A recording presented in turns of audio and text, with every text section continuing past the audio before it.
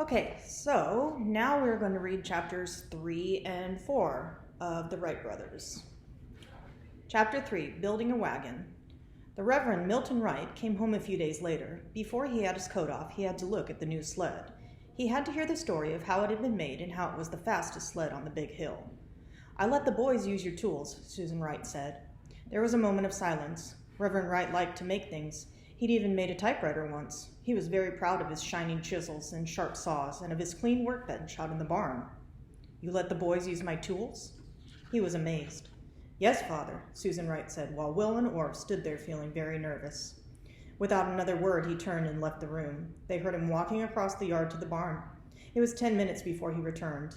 He looked at the solemn faces of his two sons. "You didn't hurt them any," he said with a twinkle in his eye. "As a matter of fact, someone sharpened some of my old chisels." "When we were finished, we sharpened all the tools," Will said eagerly. "I felt they were old enough to take care of the tools," Mrs. Wright said. "I guess you were right, Mother." Reverend Wright smiled.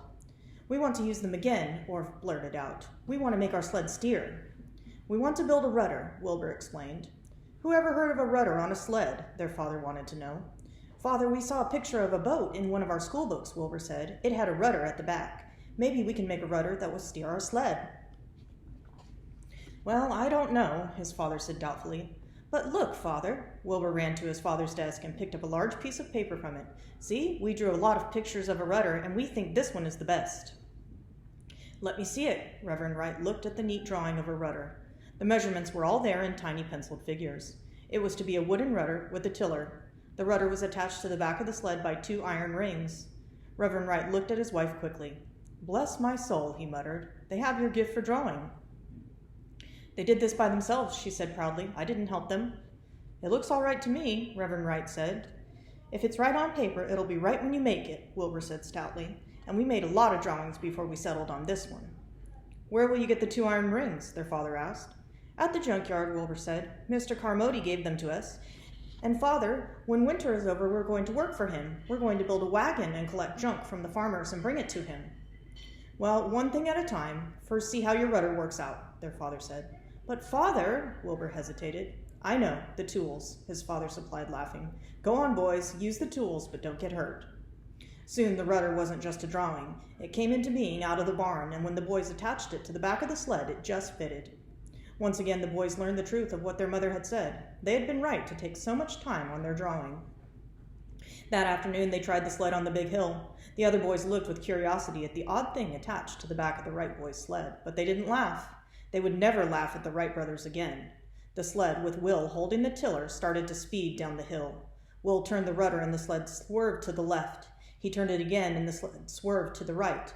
They could steer their sled just as you could steer a boat. That night a thaw set in. Then it rained for a whole week, a soft, warm rain that washed away the snow and drowned the winter. Will and Orv trudged home from school every day over the muddy roads. They were no sooner home than they hurried to get their homework out of the way. They didn't like homework any more than anyone else did, but they knew it had to be done, so they did it fast. History, geography, spelling, these came slowly to the boys, but arithmetic was easy for them, and they quickly finished the problems their teacher had given them. Their mother smiled happily. Like their father, they enjoyed making things, and they were happiest when they had tools in their hands. But their father was a great scholar who spoke and wrote beautiful English. He hadn't passed this on to his sons, and it was hard for him to add up a column of figures. The boys could do that easily. In this way, they were like their mother. Each day, after they had spent a half hour or so on their homework, Orv would look up. "You finished, Will?" he would ask. Orv was always finished first. His grades were never as high as Will's, but he was very quick. Will took a little more time to think things out, but he nearly always gave the right answer. Homework done, the boys would run to the barn to get through the chores. The wood box in the kitchen seemed to empty itself every few minutes. Their father had told them sternly, "Keep the wood box filled," and this was a job they never neglected. Will would saw the wood and then split the logs with an axe. He had a keen eye and he never missed. The sawed log would split in two as the sharp blade of the axe hit it. After that, Orv would gather up the split wood and run with it to the kitchen. "That's enough, Will," he'd cry when the box beside the kitchen stove was full. Then Will would clean the axe and hang it in its place over the workbench. Then both boys would run into the kitchen. "Wash your hands," their mother would call, and they'd hurry through that too. Finally, they'd get paper, pencil, and ruler and sit down at the kitchen table. There was no hurrying them now. They were building a wagon, and a great deal depended upon this wagon. Will and Orv had made a bargain with Mr. Commody, the junk man. He had told them that a lot of farmers in the outlying sections had junk to sell. Mr. Carmody didn't have a horse and buggy, and he didn't have time to go and see the farmers. He had to stay in his junkyard sorting out the metal and wooden articles that people sold him. But if Wilbur and Orville had a wagon, they could go and pick up the things that the farmers couldn't use. The junk man would pay the boys for delivering the broken axes, the worn-out nuts and bolts, the broken chains, and wrecked bicycles that the farmers hadn't time to repair themselves. That was why the wagon was important to Will and Orv. Once they had a wagon, they could go into business. They had studied the wagons owned by their father's friends. Their wagon would have to be very light because they would have to pull it. It would have to be strong enough to carry iron and heavy metal of all kinds. The grocer in Dayton had a nice wagon, and they thought of copying it until they realized that the wheels were covered with strips of metal. These were bought wheels, and the two boys didn't have any money to buy anything. "We'll just have to make wooden wheels," Wilbur said, a bit discouraged. Orv shook his head. "Ed Sines has a wagon with wooden wheels. Yesterday he lent it out to me and I gave Kate a ride. I could hardly pull it at all. Wooden wheels are no good." "Some of the farmers have ox carts that have wooden wheels," Wilbur said. "But they have oxen to pull them," Orv reminded him. And then he had an idea. "You know what, Will?" "What?" Wilbur had learned something during the past few weeks. He had learned to listen when Orv had a new idea. It was true that Orv was only 8 and Wilbur was 12, but sometimes he startled Will. "I've got it," Orv cried. "Yesterday, 2 old tricycles came into the junkyard. Mr. Carmody said they weren't much good, but I noticed that the wheels were okay. A lot of spokes were missing and some were broken, but maybe we could fix them with wire." "Let's go see Mr. Carmody," Will said. Chapter 4. Their First Pocket Money. It was as Orv had said. The 2 tricycles were very old, but the wheels might be fixed.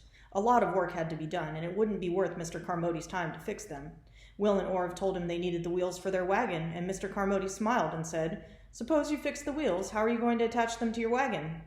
"We'll have to draw pictures of that first," Will said. "Draw pictures?" Mr. Carmody was a little puzzled. Then Wilbur explained. He told of how his mother always drew a pattern before she made herself a dress, and if she drew the pattern right, the dress was right. He told about how he and Orv had made their sled. Mr. Carmody listened thoughtfully, and Orv told about how hard it was to pull Ed Sines' wagon with the wooden wheels. "You're right, boys," he said. "You know, someone didn't just go out and build the first bicycle. Bicycles used to have heavy wooden wheels and thick iron tires. They used to weigh about 100 pounds. They called them bone shakers, and they sure did rattle your bones. You still see a lot of them around." "Then what happened?" Orv asked.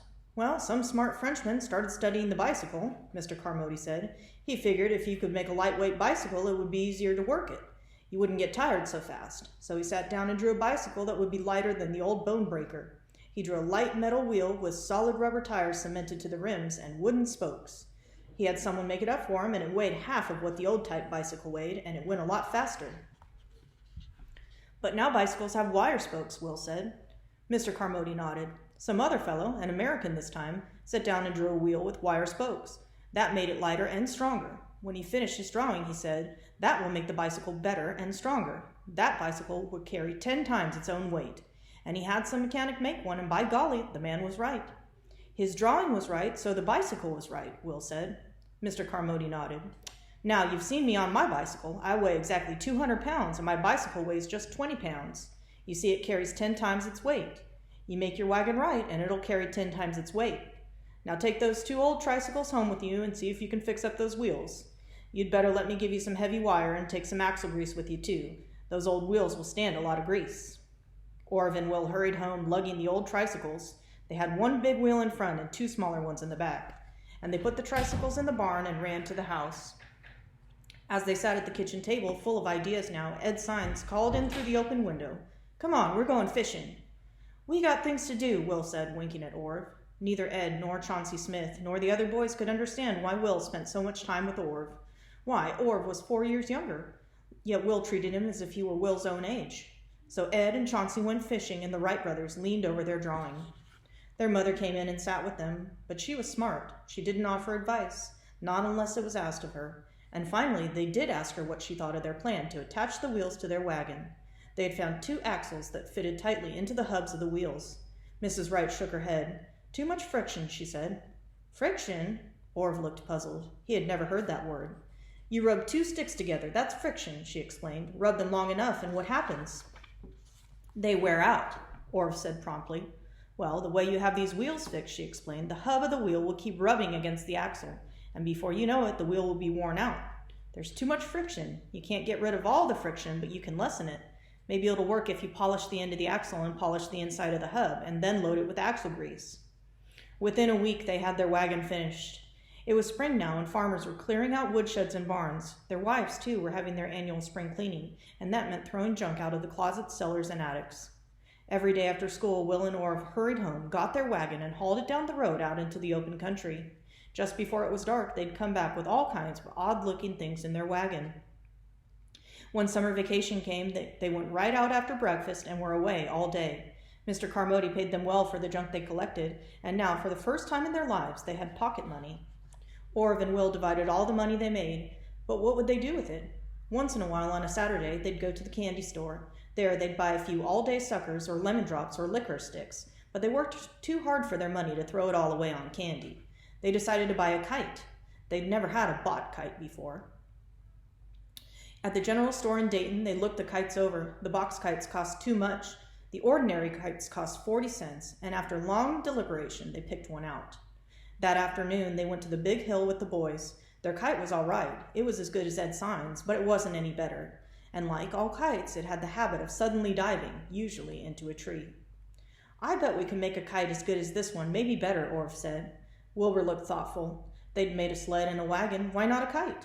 Why not a lot of kites? Maybe they could sell them to the boys. All right, Orv, Will said. We'll make a good big kite for ourselves, and then we'll make some to sell.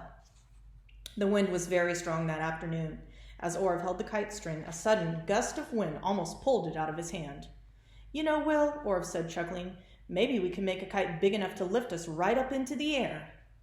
Maybe we could, Wilbur answered, laughing, and then he stopped laughing.